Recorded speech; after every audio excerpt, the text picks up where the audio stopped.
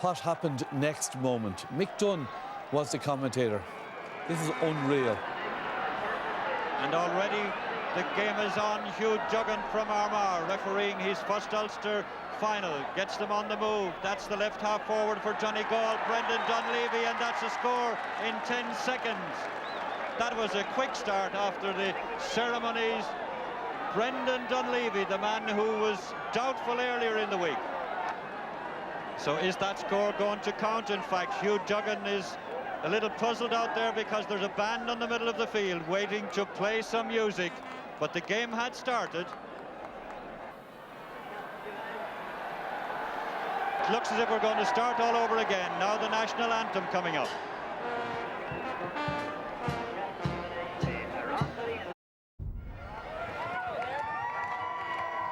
Monaghan starting 15 for today's big match contains 9 players who were involved in the county's last Ulster final in 2010. Desi Moan and Neil McAdam came on as subs in that game against Tyrone, while team captain Owen Lennon, Paul Finlay and Stephen Gallowglee are set to start a third Ulster final in 6 years, plus Conor McManus, who came on as a sub in the 2007 decider. Donegal's big news was the return to active service of Carol Lacey after his recent knee injury. So with Declan Walsh and now David Walsh missing out, it means that 13 of the 15 started last year in the Ulster final against Down, where goals by Leo McClune and Frank McGlynn were highly significant. Today, Colin McFadden bids to add to the 10 points he scored in the last 2 Ulster finals against Derry and Down. The atmosphere, as always, is wonderful in Clones as David Coldrick from Meath gets this 114th Ulster final underway. And straight away it's Monaghan and Owen Lennon trying to set up their first attack. All the way down here as far as Conor McManus. It'll be interesting to see just what kind of support he is given. Both sides made 2 late changes. That's kicked in by Darren Hughes. Great fetch in the air, brilliantly done by Kieran Hughes. Funneling it back here. Paul Finlay onto it immediately, running straight into Thompson. Back out it comes via Pádraig Donaghy, one of the late changes. That's the Monaghan late change. And Marty Riley coming in place of David Walsh, the change for Donegal, the champions. Straight through comes Darren Hughes, looking to get the Monaghan side playing on home soil. A very good and quick opening lead here. 40 seconds are gone, and Darren Hughes puts it over the bar. Up on an inside forward line, McFadden and McBrearty are the only 2 Donegal players up. Walsh has taken McBrearty and Drew Wiley, who has done a great man-marking job on keeping the last. He has the task of picking up Conor McFadden. Effort from Rory Beggan. It's high, it's accurate, and this is a superb start from Monaghan in front of their home fans. They've gone and working the ball, and again another turnover won by Monaghan. Super work back there, and now it's transferred to Darren Hughes to Finlay, and again Donaghy on the ball.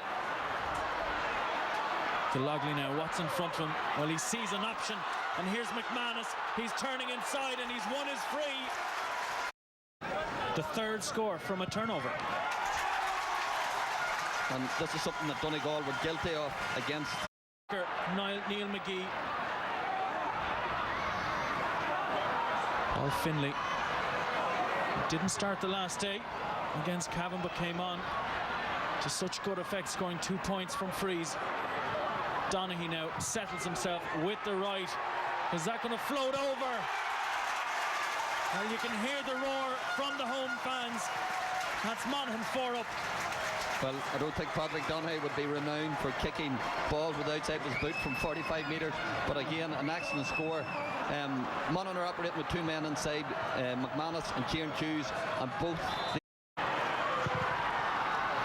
Paul Durkin going long towards midfield, but that's broken. And a clash there between Gallowglee and McHugh, I think. And both men are down. And a heavy knock for both there. Well, it's Monaghan's interest to make this game as physical as it possibly can because of the player to do out of a tackle, and very much, yeah, I was going to say 50-50. Maybe Mark McHugh just had his hands on the ball as he was hit. Indeed, no malice in that tackle from either player, both going for the ball wholeheartedly. This would be a major blow, Marcus, if Donegal were to lose Mark McHugh. He's instrumental in everything that Donegal do, and the type of game that they play. So this would be a serious blow. They've already lost David Walsh prior to the start, and it would be a depth. Donegal, Marcus, are very keen to use the width. It's as if they've planned something here. Both Rory Kavanagh and Marty O'Reilly stand out very wide, and O'Reilly, any time that Donegal have come forward here, he's been virtually standing on the sideline, and rather that's just to take that opportunity here again, a wide from a lovely angle and well worked. No, Fadden, 5 points against Down, 4 from frees, but he's pushed this one to the left. No great connection at all. Now, here's Colin McFadden, pursued by Drew Wiley, helped on here by Rory Kavanagh. Kavanagh challenged by Dermot Malone. It's Kavanagh looking to kick the opening point for Donegal in this Ulster final, and he's found the range and put it over the bar. He's disallowed the score. He went in and consulted his umpires, and the score has been disallowed. So Rory Kavanagh's point.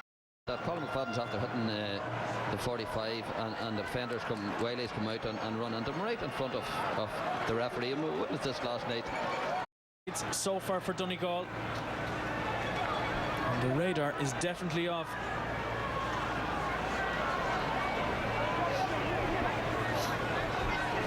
McManus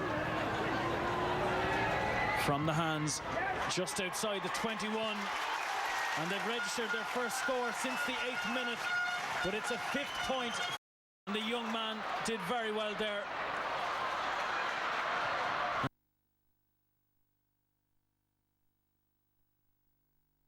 His defence, Bradley looking inside, getting support.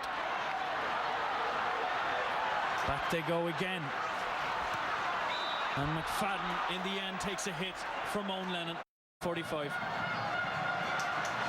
That's silly there. Silly, terrible play by Drew Wiley once again. The referee had been calling him to come back.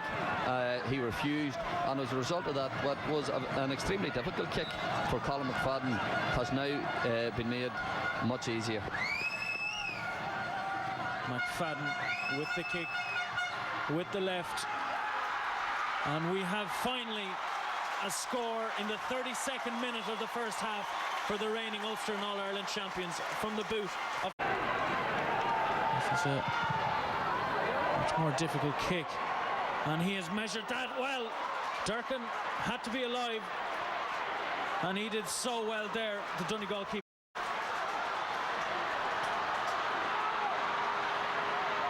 Meanwhile, Rory Beggan is retreating a la Davy Fitz for Clare all those years ago. He's now back on his line. Anthony Thompson now breaks through a couple of tackles, slips it inside to McGlynn. McGlynn with the effort for a point, and McGlynn with the point. Big score, and if we actually can get a look at the free kick from Beggan, that was a goal scoring opportunity, because if any of the forwards had time to run, Paul Durkin actually dropped the ball on his own goal line, and the ball could have ended up in the back of the net. Here we are, a Monaghan forward. If he had been in quick enough, there was an opportunity to get his fist to that, and instead Donegal were able to break in trademark fashion, and fantastic score by Frank McGlynn. Indeed, Kavanagh and Durkin going for the same ball.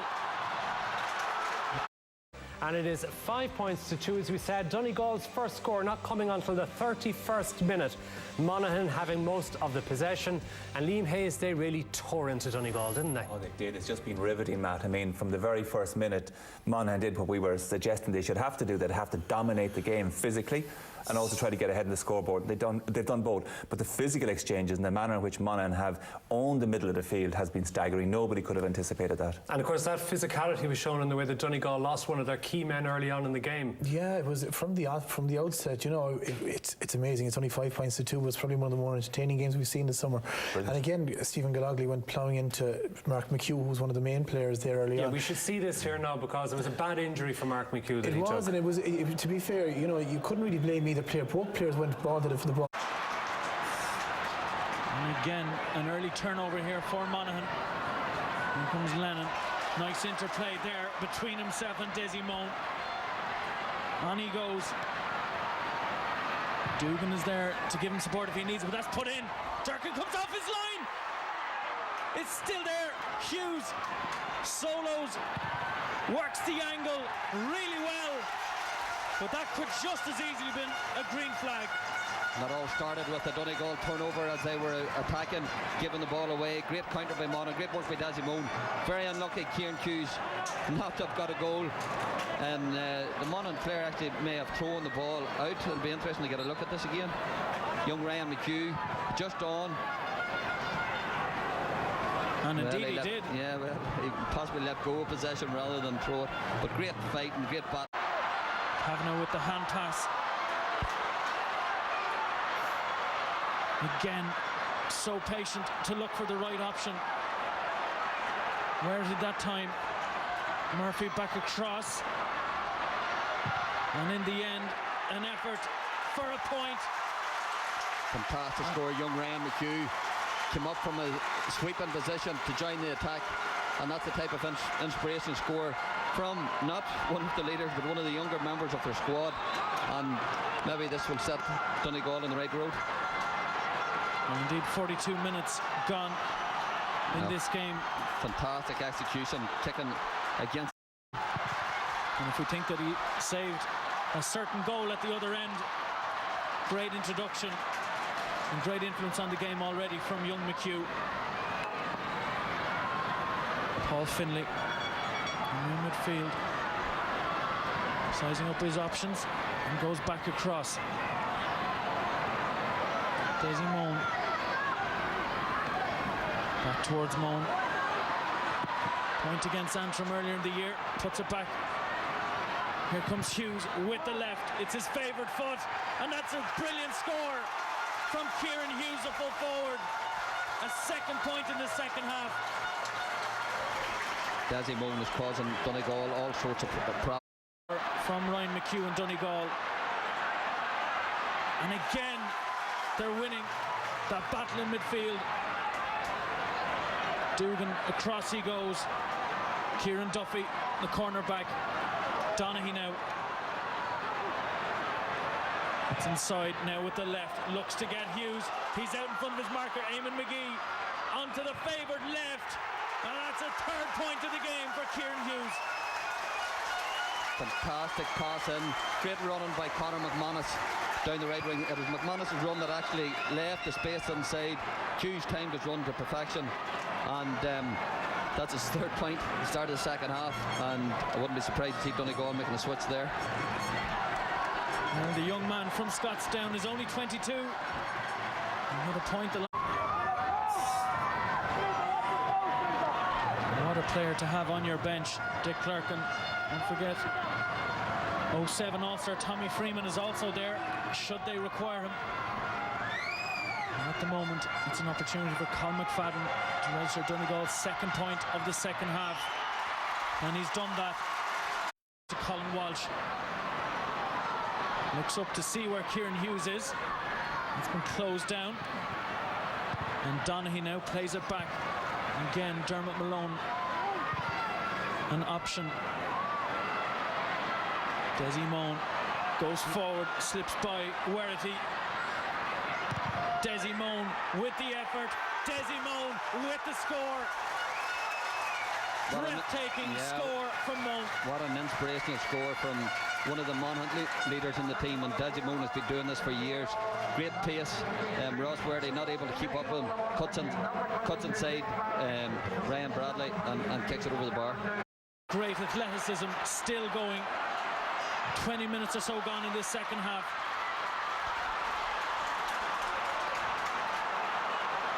with the breeze behind him. I'm surprised Darren Hughes didn't have a pop. He can score from distance and would have been much better kicking the ball dead. And either his own score, and obviously Kieran Hughes is still in there on the edge of the square. 3 points so far in the second half for the Monaghan full forward. Back towards Kavanagh on his left. That's short and Beggan comes again. And sweeping that time was McManus. And McManus picks it up again. Owen Lennon, the Monaghan captain, takes a big shoulder there from Murphy. Here comes Vinnie Curry. Nice pass into space. Dermot Malone now looking for Hughes. Durkin, good bit off his line. Ramp. 11 or so minutes to go in this second half, plus whatever time is played.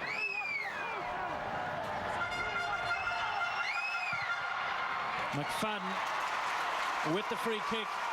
And a great opportunity now to put 5 between them again with less than 10 to go. McManus started out on the right but curled in beautifully. Wonderful score created. Up against him is Paul Finlay and he has to go back. Options here for Donegal and for Ryan Bradley. Kavanagh, surely he'll take a score here, and indeed he does. First score of the day there for Rory Kavanagh, and 6.5 minutes or so of normal time to go. Monaghan are getting a lot of bodies back, and it's going to be very hard for Donegal to try and hit the back of the net from this stage, but there's still acres of space up in the Monaghan full forward line, and I wouldn't be surprised if we see Tommy Freeman coming on here at some stage, or Christopher McGuinness, to try and exploit the tired and for all of Monaghan if they were to hold out here. His debut way back in 2003, 10 years of toil for Monaghan, and here's a score from Christopher McGuinness, and Conor McManus is dancing a jig.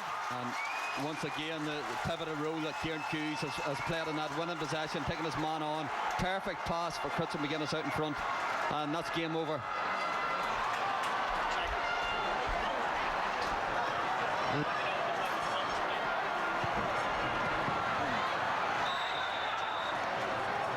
Free kick here for Donegal. They're running out of time. 3 minutes of normal time remaining. And Eamon McGee and Guidor with his brother Neil beside him. They're very far away from the full back line now. Monaghan needed something special up front in order to break down this Donegal defence, and that something special today was in the form of Kieran Hughes, and his ball winning ability, always presenting himself and is scoring 3 points. So my man of the match today is Kieran Hughes. And with 1.5 minutes or so remaining, McFadden puts that over the bar. 4 points between them, but only 1.5 minutes or so of normal time remaining. And the atmosphere here now. This likely win. Neil McAdam, the centre back. Dick Clerkin. A pass inside. Will it work out? It will for McGuinness. McGuinness has slipped his marker. Paul Durkin.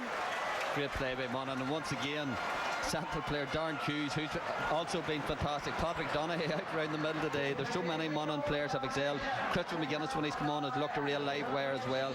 And fantastic save by the experienced Paul Durkin. We see it there again.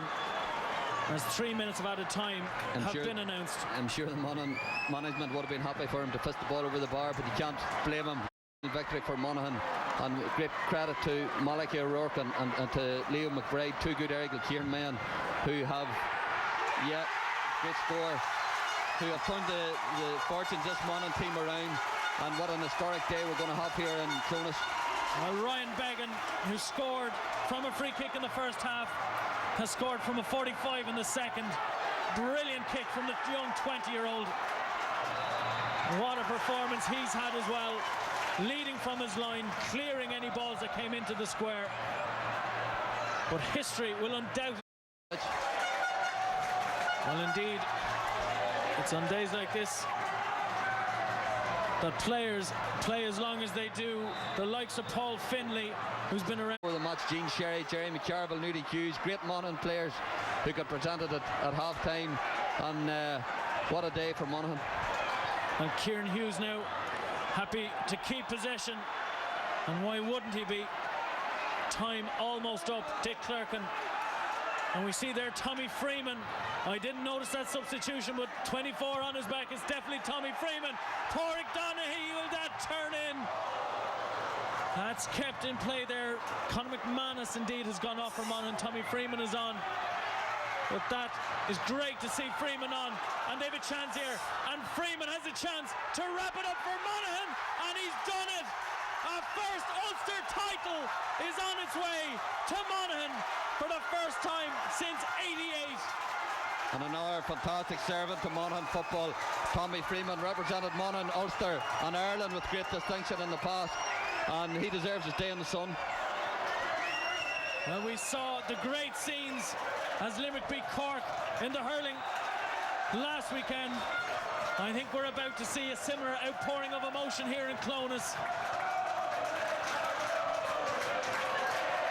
And to be fair to Donegal, they've been superb ambassadors for Ulster over the last 2 years, but they've been beaten by a better team here today. Yeah, you can't beat hunger, Marcus. And as I said, Monaghan were ravenous today and fully deserved a victory. And what fantastic scenes to witness here in St. Tierna's Park, Clones. And it's all over here. Monaghan are the winners with 6 points to spare.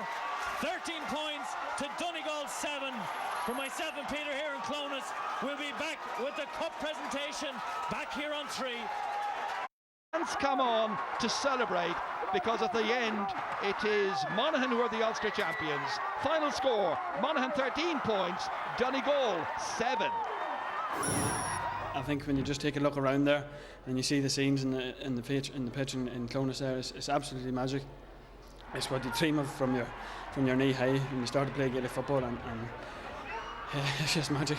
Losing Mark McHugh was a big loss for us. You know, our defensive system, you know, he has a big part to play in that, and we didn't seem to have that same solidity as we would normally have when he's on the pitch. And I think as a result of that, Kieran Hughes probably got a lot of good quality ball, particularly on the diagonal, as a result of Mark not being there. So that probably had a big impact on it. You know, at the start of the year, we had set our sights on getting promotion and winning Division 3. And in fairness, we also said that the Ulster title was in our sights. And I suppose not many people believe that, but within the group, you know, we had great belief, and it's just great to be there today and now looking ahead, so it's brilliant. Yeah, it certainly is. What a brilliant day for every man, woman and child. It was a brilliant day. You know, there'll be a dance in Billy Brennan's barn tonight. Very disappointed with the Monaghan boys singing "Ole, Ole, Ole." So you think a bit of Kavanagh, the wink and elbow language of delight. You know, anyway. I suppose they were so overcome with the moment, and a brilliant victory really. And again, you know, as we saw in the down match, method. You've got to bring method against Donegal. Donegal were sloppy today, all right, but nothing can detract from Monaghan's victory. Comprehensive and emphatic. Malachy O'Rourke came to Derry about 12 years ago. I dare say nobody outside Derry had ever heard of the loop. Johnny McBride and a couple of senior players, Ronan Rocks, had asked him to come and take the loop. And within a year, astonishingly, they were the Ulster club champions. And Ronan Rocks said to me during the week, he said, you know, best man manager I've ever been under. Genius tactically, and we saw in 2008 with Fermanagh, they went to a replay against Armagh in the Ulster final. They played that heavy blanket defence. They almost beat Armagh. It was agonising the first day. And today, they were ready and they were right, and they simply out-Donegal Donegal. Well, let's look at that. I mean, these are great scenes for them, but show us where you think they out-Donegal Donegal. Well, this is a hard-edged victory. I mean, they conceded between the half-back line and the half-forward line, they just let Donegal have possession. They let them take the kick-outs. They masked up in their defence. They blocked up the central area. They were on Donegal the way Donegal are normally on other teams. You know, they set it out very definitely. It was very precise and focused. And they simply starved Donegal of room. Donegal weren't able to do the things they normally do. They sat back and they waited for them in numbers. And there was just no way through that central column. Donegal rely on breaking through there. And we saw down you know, against all the odds again, setting up just the way Monaghan set up today and making it very, very difficult for Donegal. The difference was that Monaghan really meant business today. Now, Donegal were flat, but it doesn't detract from the fact.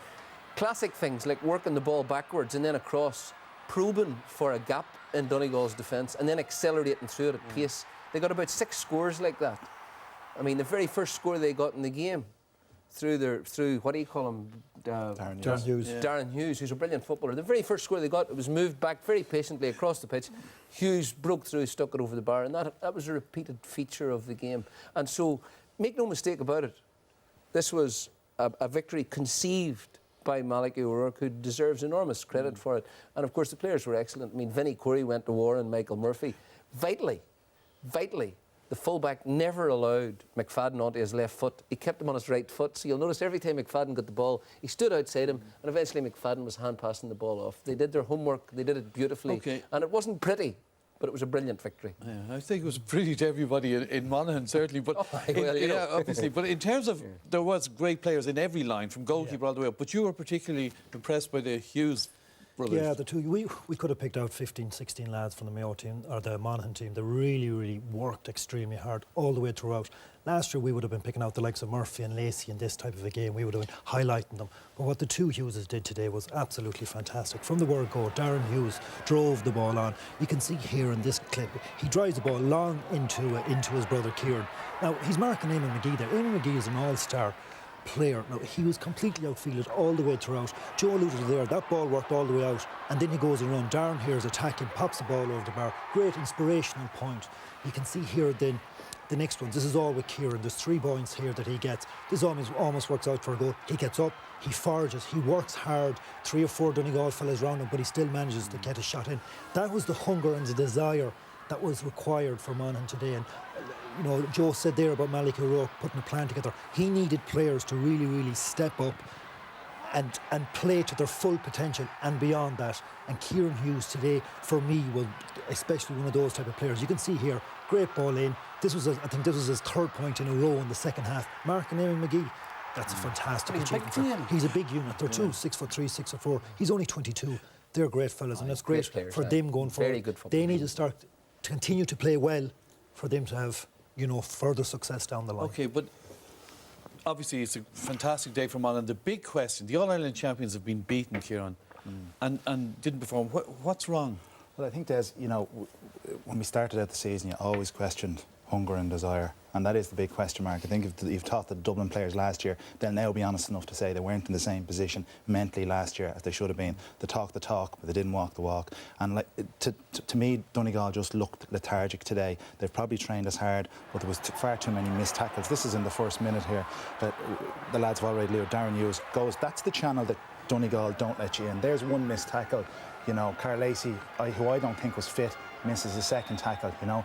They wouldn't have never let you down that channel last year. Here again, there's Frank McLean, Carl Lacey caught flat-footed, and an absolute fantastic score from Pádraig Donaghy. You know, this typifies, you know, would Donegal let you up the pitch? Watch, it's just lazy tackling. You know, it's tired. It's lethargic. Monaghan are working it all the way through. You see Leo McClune comes in here, and that's not the foundations that Donegal's success was built on. And I think that Jim McGuinness will look at that tonight, and that's where they have to get their heads right ahead of the qualifiers. This typifies it. Look at Vinnie Curry, Michael Murphy, static, not moving. Vinnie Curry was given a job today to go out and say, I don't care if you don't touch the ball, just go wherever Murphy goes. They got in their faces.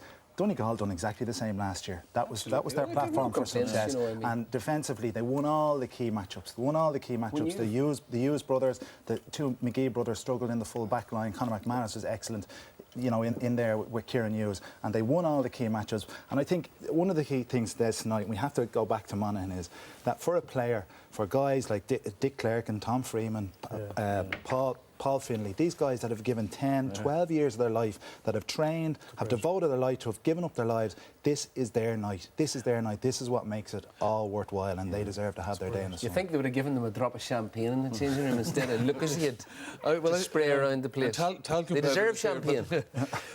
But getting back to Donegal, and it's a serious issue, how can you, if they are tired and lethargic, how can you get them fresh in 6-day turnaround? Well, it's very difficult. I think that, you know, I mean, I heard yesterday that they had a ferocious training session on Tuesday night, and what that said to me was that Jim was looking ahead. He was looking ahead to August. And there are another couple of signs of that. Neil Gallagher. Now, he wasn't fit during the week, allegedly, but it looks now as though they wanted to give him another game. Another rest, he'll be all right the next day.